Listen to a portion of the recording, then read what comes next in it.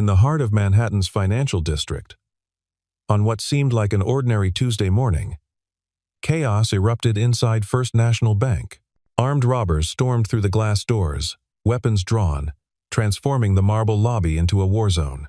Among the terrified hostages was Serafina Miles, the 34-year-old CEO of a billion-dollar investment firm.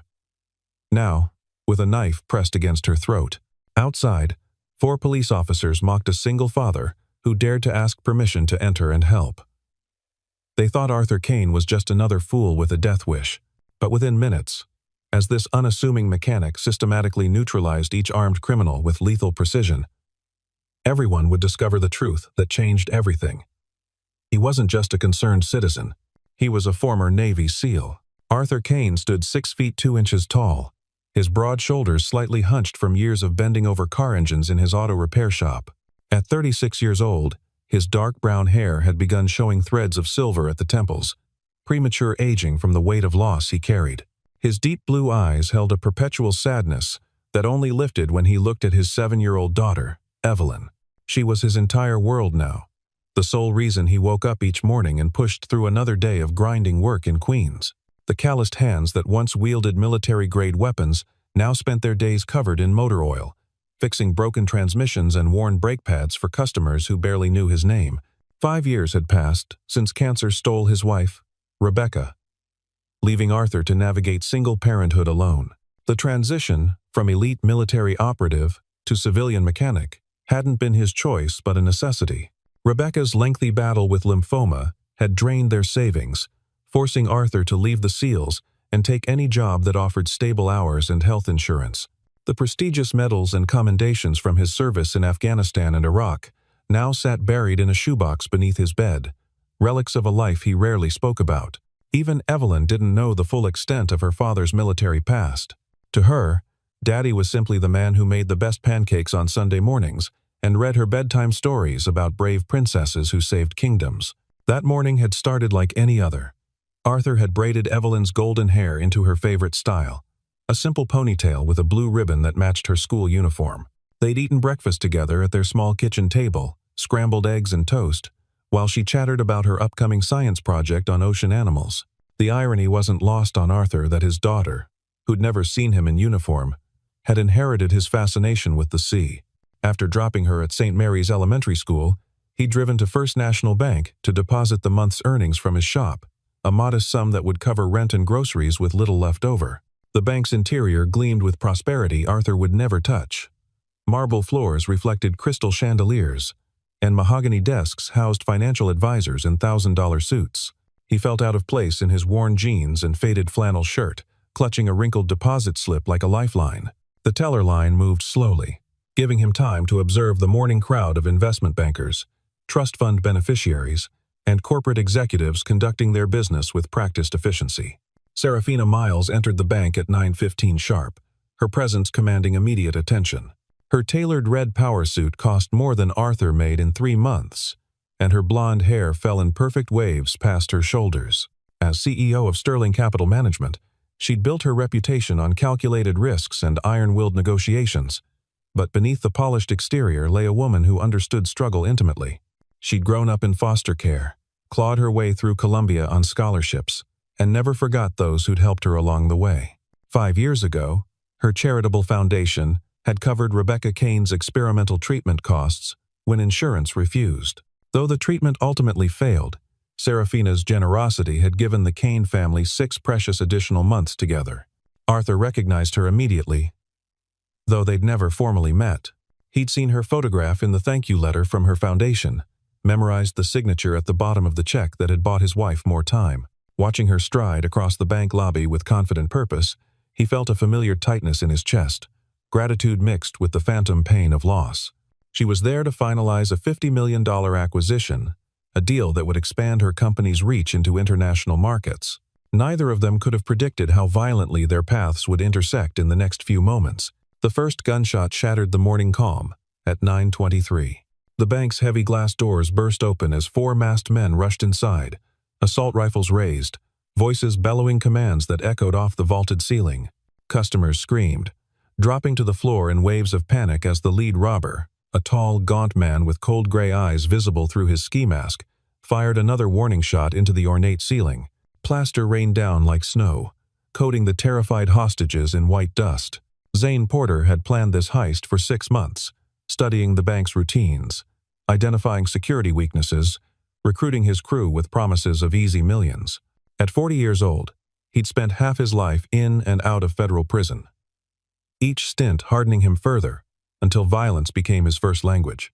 His accomplices, George Miller, Carter Blake, and Otis Reed, were younger men hungry for quick wealth, willing to follow Zane's lead into the depths of criminality.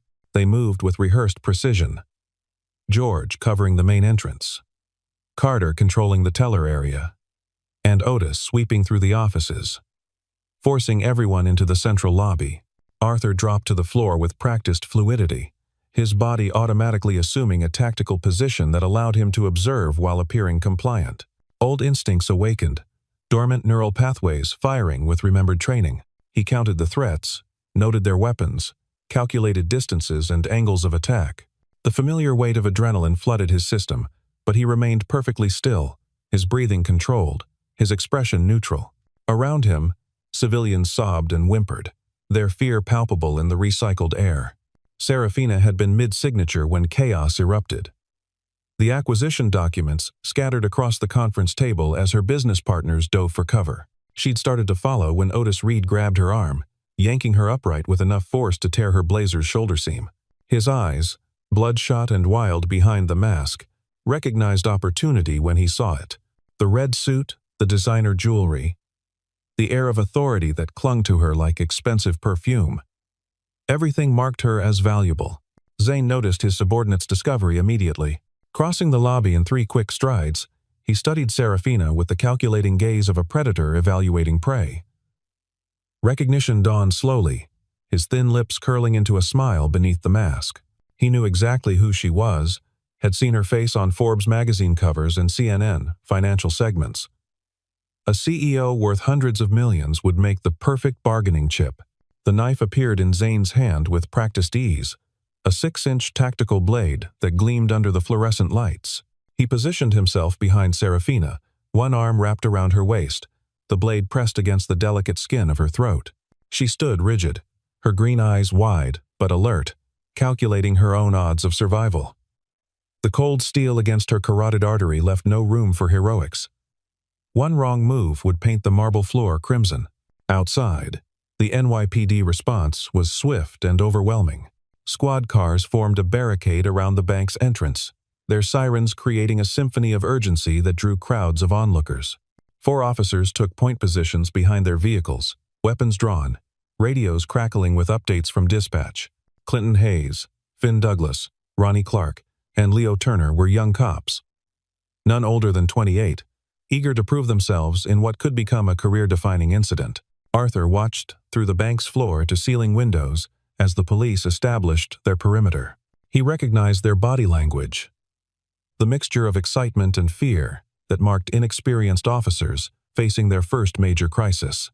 When Zane dragged Serafina to the center of the lobby, using her as a human shield while shouting demands, Arthur made his decision. Rising slowly from his position among the hostages, he moved toward the entrance with deliberate calm. George Miller swung his rifle toward the movement, finger tensing on the trigger. Arthur raised his hands, voice steady and unthreatening. He explained he was leaving to speak with police, to serve as a messenger for the robbers' demands. Zane, focused on controlling Serafina and negotiating with law enforcement through the bank's phone system, barely glanced at what appeared to be another terrified civilian fleeing danger. George, after a moment's hesitation, let him pass. The late morning sun felt surreal after the tension inside. Arthur approached the police line with his hands visible, immediately identifying himself as a hostage who'd been released to communicate demands. The 4 officers surrounded him quickly, their questions rapid-fire and overlapping. He answered calmly, providing detailed intelligence about the number of robbers, their weapons, the hostage count, and most importantly, the CEO being used as a human shield. Clinton Hayes, the senior officer among the 4, stood 5 feet 10 inches with the build of a former high school quarterback gone slightly soft. His pale blue eyes held the arrogance of someone who'd never faced real danger. whose understanding of violence came from training videos and shooting range targets. When Arthur suggested he could return inside and potentially neutralize the threat, Clinton's laugh was sharp and dismissive. The mockery came swift and cruel. Finn Douglas, red-haired and freckled, pointed out Arthur's oil-stained hands and shabby clothes, wondering aloud if he thought this was some action movie where mechanics became heroes. Ronnie Clark, the youngest at 25, suggested Arthur should focus on fixing cars and raising his kid rather than playing soldier. Leo Turner, thin and nervous, added that single fathers who got themselves killed left orphans, asking if Arthur had even considered what would happen to his daughter. Arthur absorbed their contempt without reaction, his expression remaining neutral, while his mind processed tactical solutions. He understood their perspective, saw himself through their eyes as a delusional civilian with delusions of grandeur. They couldn't see the years of training compressed into muscle memory, the dozens of successful operations in hostile territory, the precision violence he'd wielded in service to his country. To them, he was just another working-class nobody trying to insert himself into a situation beyond his comprehension. Inside the bank, Zane's demands escalated. $5 million in unmarked bills, a helicopter to the airport, a fueled private jet to Mexico. The negotiations followed predictable patterns, but Arthur noticed subtle changes in the robber's behavior through the windows. George had moved away from his assigned position, drawn toward the teller area where Carter was stuffing cash into duffel bags. Otis paced nervously near the offices, his attention fragmenting as stress mounted. These were cracks in their discipline, opportunities for someone trained to exploit them. When Arthur insisted one final time that he could help, Clinton Hayes grabbed his shoulder roughly, spinning him toward a patrol car. The order was clear to leave before they arrested him for interference. But as Clinton's hand made contact, Arthur's body responded with trained reflexes held in check only by conscious will. The officer never knew how close he'd come to being dropped by a man who'd once eliminated a Taliban cell commander in hand-to-hand combat. The situation inside deteriorated rapidly. Zane's paranoia, fueled by cocaine he'd snorted in the bathroom to maintain his edge, transformed into explosive violence. He struck one elderly hostage, who'd started hyperventilating, the crack of his pistol against the man's skull audible even outside. Serafina tried to intervene, her CEO instincts to protect others overriding self-preservation. Zane's response was to press the knife harder against her throat, drawing a thin line of blood that trickled onto her white silk blouse. Arthur saw the blood through the window and felt something primitive awaken in his chest. The memory of Rebecca in her hospital bed, pale and fragile, merged with the image of Serafina in danger. This woman had given his family hope when medicine failed, had shown kindness to strangers when she had no obligation to care. The debt he owed couldn't be measured in dollars, only in action. The police might mock him, the world might judge him foolish, but Arthur Kane had never walked away from duty. He entered through the bank's side entrance, a service door the robbers hadn't bothered to secure. The employee who'd propped it open for a cigarette break had fled, leaving Arthur an unguarded access point. He moved through the back corridors with silent efficiency, his worn work boots somehow soundless on the polished floors. Every corner was checked, every doorway assessed, his progression methodical and patient. The building's layout unfolded in his mind like a tactical map, each room catalogued for threats and advantages. George Miller never heard him coming. The robber stood alone near the vault entrance, his attention fixed on Carter's progress with the cash. Arthur approached from behind, measuring each step, controlling his breathing to match George's rhythm. The takedown was textbook special operations, a rear naked choke applied with precise pressure that cut blood flow to the brain without crushing the windpipe. George went limp in 8 seconds, unconscious but alive. Arthur lowered him silently to the floor, zip-tying his wrists and ankles with restraints he'd noticed on a security desk. The rifle George had carried was an AR-15 knockoff, poorly maintained but functional. Arthur checked the chamber, noted the full magazine, and slung it across his back. He preferred to work without firearms when possible, but options were always valuable. Moving deeper into the bank, he heard Carter Blake cursing at a stubborn cash drawer, completely absorbed in his greed. The younger robber, 26 years old with a history of armed robbery, had tunnel vision that would prove fatal to his criminal career. Arthur struck with the rifle's stock, a measured blow to the base of Carter's skull that dropped him instantly. Another set of zip ties secured the second threat, leaving only Otis and Zane to handle. The math was improving, But the most dangerous elements remained. Zane still held Serafina hostage in the main lobby, and Otis prowled somewhere in the administrative offices. Arthur needed to isolate them, prevent any coordination that might result in dead hostages. He found Otis first, the 30-year-old Detroit native standing guard, over a group of bank employees huddled in a conference room. Through the door's narrow window, Arthur observed his target's positioning, noted the Glock pistol held loosely in his right hand, the way his left hand kept touching his mask, as if the fabric irritated him. Sweat had soaked through Otis's black shirt, stress manifesting in physical discomfort that distracted from vigilance. The flashbang substitute was improvised but effective. Arthur had noticed the bank's emergency strobe lights during his initial reconnaissance, devices designed to alert hearing-impaired customers during fire alarms. Triggering the system in just the conference room section created a disorienting barrage of white light that sent Otis spinning in confusion. Arthur entered during the chaos, closing distance before the robber could orient himself. The disarmament was swift, the Glock stripped away and skittering across the floor. Otis tried to fight, throwing wild haymakers that Arthur slipped with minimal movement before delivering a precise strike to the solar plexus that folded him in half. A follow-up knee strike to the temple ended the confrontation. 3 down, 1 remaining. But Zane Porter was the most dangerous. A career criminal with nothing to lose, and a hostage he'd shown willingness to harm. Arthur could hear him screaming in the main lobby, his voice cracking with amphetamine-fueled rage as he demanded to know where his crew had gone. The police outside had noticed the lack of movement from the other robbers, their confusion evident in the increased radio chatter Arthur could hear through the bank's thin walls. Serafina's voice cut through Zane's ravings, calm and controlled despite her circumstance. She was trying to reason with him, using negotiation tactics from boardroom battles to buy time.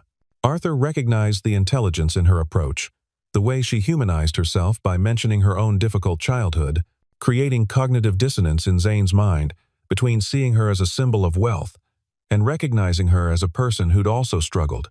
Arthur entered the main lobby from the upper mezzanine level, moving along the balcony that overlooked the main floor. The hostages below spotted him first, their eyes widening in recognition of the mechanic who'd left earlier. He pressed a finger to his lips, signaling silence. And remarkably, they obeyed. Perhaps they sensed something different about him now, the way he moved with predatory grace, the rifle held with professional familiarity. Zane stood with his back to the teller windows. Serafina pressed against him, the knife still at her throat. His free hand held a 9mm pistol that swayed between pointing at hostages and aiming at the entrance where police might breach. His mask had been pulled up to his forehead, revealing a gaunt face marked by prison tattoos and meth-scarred skin. His gray eyes darted constantly, paranoid and dangerous. The distance from the mezzanine to Zane's position was approximately 30 feet, with a 15-foot vertical drop. Arthur calculated trajectories and impact forces with the same part of his brain that had once computed sniper shots in Afghan mountain ranges. The rifle would be too cumbersome for what he planned.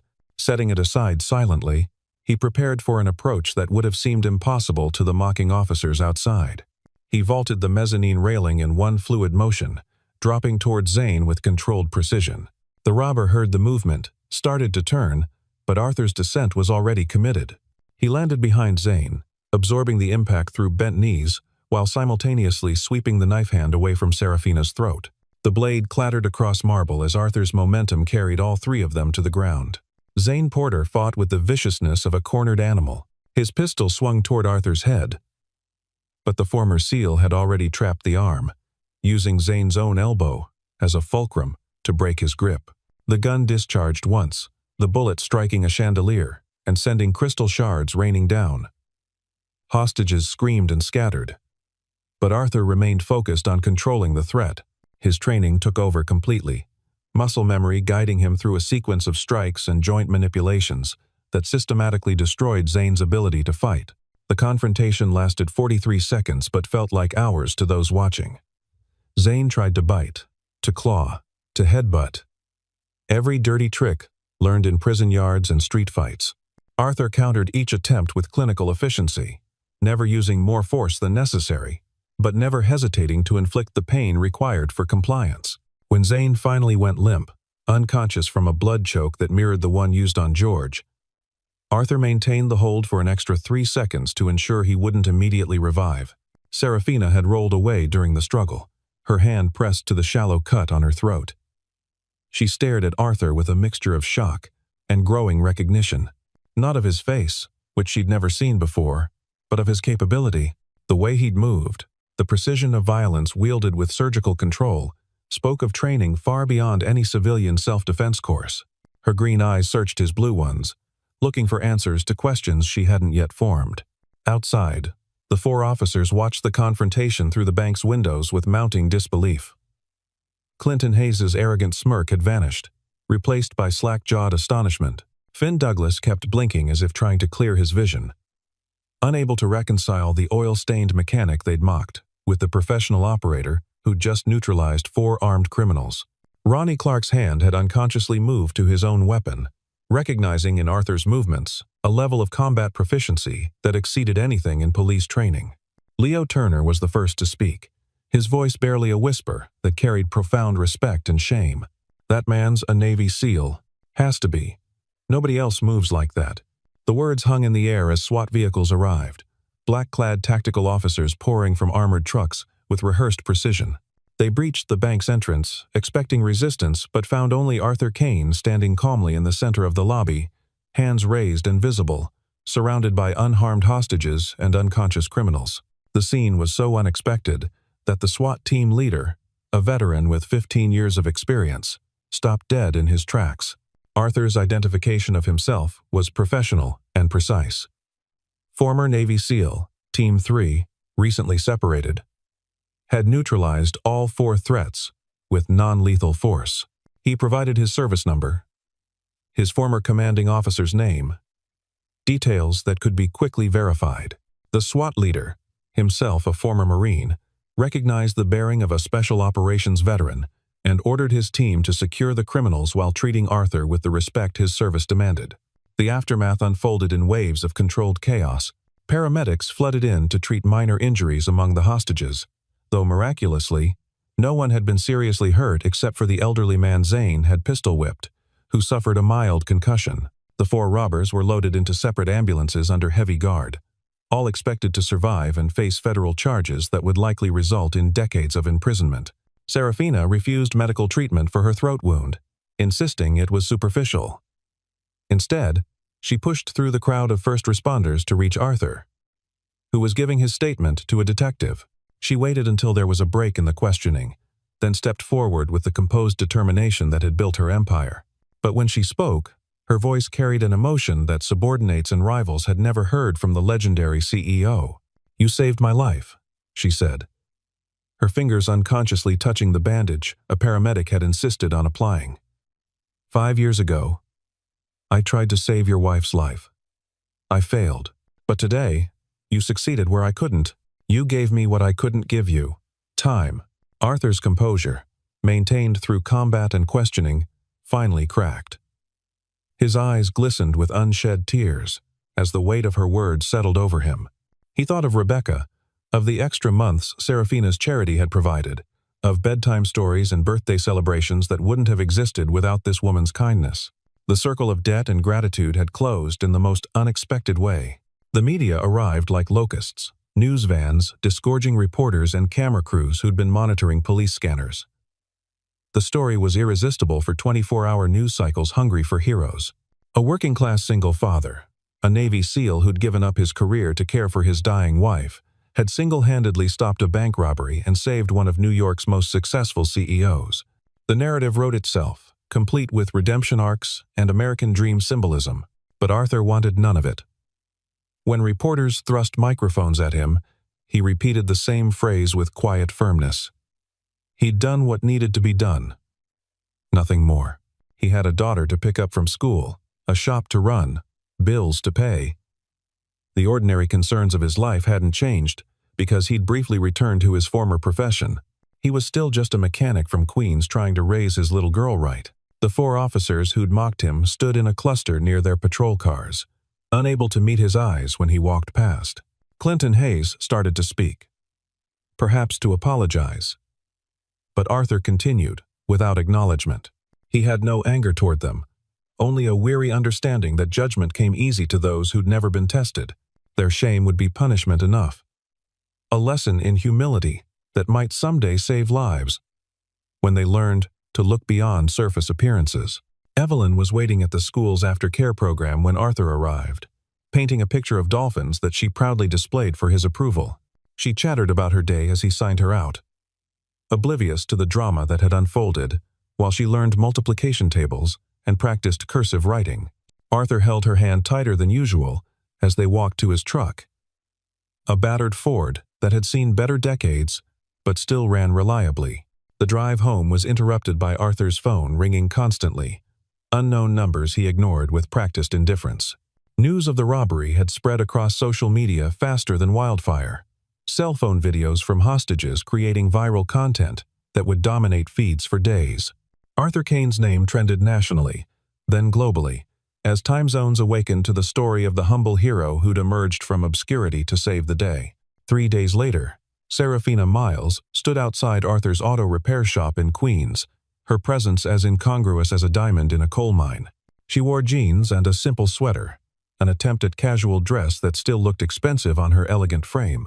The shop was closed, Sunday being Arthur's only day off, but she could hear voices from the apartment above where the Kane family lived. She climbed the narrow stairs and knocked, waited, knocked again. Arthur answered wearing a flour-dusted apron, Evelyn peeking out from behind his legs with curious eyes. The smell of baking cookies wafted through the doorway, chocolate chip from the scent, probably made from scratch given the flour on Arthur's hands. The domestic scene was so different from the violence of their last encounter that Serafina had to recalibrate her prepared speech. The conversation that followed was careful, both adults aware of the child listening with the intense focus children employed when they sensed important adult matters being discussed. Serafina explained she'd come to thank him properly, away from cameras and police statements. She mentioned a trust fund she wanted to establish for Evelyn's education, a small gesture compared to what Arthur had done. She spoke of debt and gratitude, of circles closing and new chapters beginning. Arthur's refusal was gentle but firm. They needed nothing from her. No reward for doing what conscience demanded. But Evelyn, bold with childhood innocence, piped up with a request that surprised both adults. She wanted to see Miss Serafina's office, the tall building she'd seen on television, maybe learn about business and math and the things that made companies work. Her father fixed cars, but maybe she could fix companies someday, help people like Miss Serafina did. The simplicity of the child's ambition, untainted by class consciousness or social barriers, broke through the awkwardness. Serafina laughed, a genuine sound that transformed her face from corporate armor to human warmth. She agreed immediately, suggesting next Saturday for a tour. Perhaps lunch afterward at a restaurant that served the best chocolate cake in Manhattan. Evelyn's squeal of delight settled the matter before Arthur could object. Over the following weeks, Saturday visits became routine. Serafina would arrive at the shop in increasingly casual clothes, though she never quite mastered the art of looking ordinary. She taught Evelyn about spreadsheets and profit margins with the same patience Arthur showed, teaching her to change oil and check tire pressure. The unlikely friendship that developed seemed to surprise no one more than the participants themselves. Arthur discovered that beneath Serafina's CEO exterior lay a woman who'd never had a real family, whose drive for success had been fueled by the fear of returning to poverty. She learned that his silence didn't indicate simplicity but rather a depth of thought that expressed itself through action rather than words. They were opposite in so many ways, yet united by an understanding of loss and the determination to build something meaningful from life's wreckage. The moment things shifted from friendship to something more was subtle, almost imperceptible. It happened during Evelyn's school play, where she played a dolphin in an ocean conservation story. Arthur and Serafina sat together in the auditorium's uncomfortable plastic chairs, watching the 7-year-old deliver her lines with theatrical seriousness. When Evelyn spotted them in the audience and waved enthusiastically, breaking character completely, they both laughed and waved back, their hands accidentally touching in the gesture. Neither pulled away. The contact was brief, fingers brushing, but it carried an electric recognition of possibility. They were still looking at each other when Evelyn's teacher gently redirected the girls' attention back to the play.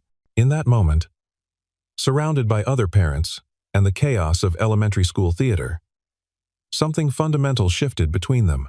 The CEO and the mechanic became simply Serafina and Arthur, two people who'd found each other through the most unlikely circumstances. The first real date came a month later. Dinner at a small Italian restaurant in Arthur's neighborhood. Rather than any of the Michelin-starred establishments Serafina frequented, she arrived by subway rather than her usual town car, having learned that Arthur valued authenticity over impression. They talked until the restaurant closed, the owner finally intervening with gentle humor about other customers he'd like to serve someday. They discussed everything and nothing, the conversation flowing with surprising ease. Serafina shared stories from boardrooms that were as foreign to Arthur as his tales from Afghanistan were to her. Yet beneath the surface differences, they discovered shared values about loyalty, dedication, and the importance of protecting those who couldn't protect themselves. Both had been shaped by loss into people who understood life's fragility and the preciousness of unexpected second chances. The relationship that developed was complicated by their different worlds. Serafina's colleagues couldn't understand her attraction to a blue-collar single father. Arthur's customers at the shop made jokes about him dating above his pay grade, though never mean-spiritedly, and never to his face after seeing his quiet intensity. The media, when they inevitably discovered the connection, painted it as a fairy tale, the hero's reward for his bravery.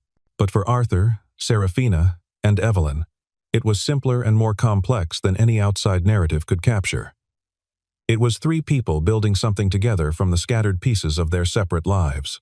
It was learning to trust after loss, to hope after disappointment, to believe that happiness wasn't just something that happened to other people. It was Evelyn having someone to talk to about girl things that mystified her father, Arthur finding a partner who understood ambition even if expressed differently, and Serafina discovering that success meant nothing without someone to share it with. 6 months after the bank robbery, they stood together at the site of a new charitable foundation Serafina was launching. One focused on supporting veterans, transitioning to civilian life. Arthur had resisted being the face of the organization, but Serafina convinced him that his story could help others who'd struggled with the same challenges. The 4 police officers who'd mocked him that day were in attendance, having become unexpected advocates for the program after their humbling experience. Clinton Hayes approached during the reception, his swagger replaced by genuine humility. He apologized formally, acknowledging that his prejudice could have cost lives if Arthur had listened to his dismissal. The apology was accepted with the same quiet grace Arthur brought to everything, no grudges held, the past left where it belonged. The officer would later become one of the foundation's most active supporters, using his story of misjudgment as a teaching tool for police academy recruits. As the sun set over Manhattan that evening, painting the sky in shades of amber and rose, Arthur stood with Serafina and Evelyn on the building's rooftop garden. The city sprawled beneath them, millions of lives intersecting in patterns too complex to predict. Somewhere in those streets was the bank where violence had brought them together, now repaired and operational, its marble floors showing no trace of that terrifying morning. Evelyn ran ahead to explore the garden, her laughter carrying on the wind as she discovered a small pond with koi fish. Arthur and Serafina watched her, hands intertwined, comfortable in their silence. They'd both learned that love could arrive in the most unexpected ways, that strength wasn't always visible on the surface, and that sometimes the best things in life came from the worst moments. The future stretched before them, uncertain as all futures are, but no longer faced alone. Arthur would continue running his shop, finding dignity in honest work, teaching his daughter the value of service and sacrifice. Serafina would build her empire higher, but now with someone to remind her that success without connection was just elaborate loneliness. Together, they would create something neither could have imagined when they woke up that ordinary Tuesday morning that had become anything but ordinary. In the end, the story that began with mockery and violence had transformed into something else entirely. It became a testament to the unexpected ways lives intersect, the debts that bind strangers into family, and the courage required not just to face armed criminals, but to open hearts scarred by loss to the possibility of love again. As night fell over New York City, Arthur Kane, former Navy SEAL, current mechanic, and future husband, held his family close and knew that sometimes the greatest missions were the ones you never saw coming.